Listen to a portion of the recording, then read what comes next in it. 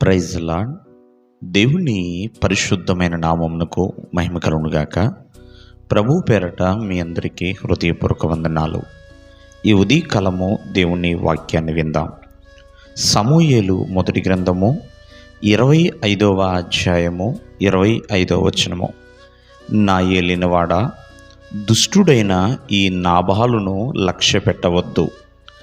అతని పేరు అతని గుణములను సూచించుచున్నది. ప్రియమైన వారలారా, దుష్టుడైన నాబాలుని లక్ష్య పెట్టవద్దు అని ఎవరంటున్నారు? నాబాలు భార్య అయిన అబీగైలు దావీదుతో అంటుందండి. ఎందుకంటే నాబాలు దావీదు దృష్టికి వ్యతిరేకంగా నడుచుకున్నాడు, గర్వంగా నడిచాడు. దావీదు ఎవడు, యెష్షయి కుమారుడెవడు అంటూ ఎంతో వ్యతిరేకంగా తను మూర్ఖంగా మాట్లాడాడు.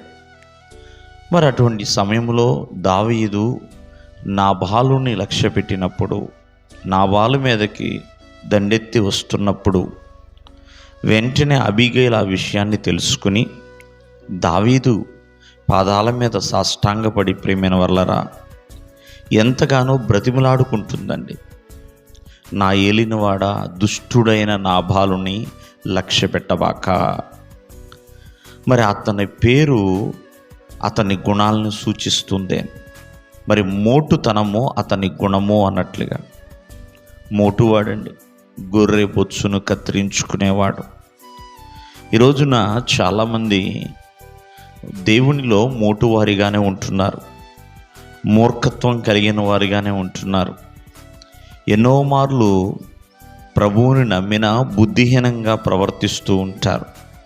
కానీ ఒక మాట చెప్తాను, దేవునిని ఏ దినము కూడా అగౌరవపరిచే పనులు చేయకూడదండి.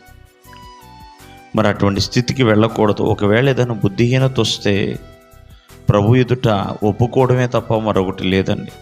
క్షమించమని అడగటమే తప్ప మరొకటి లేదు.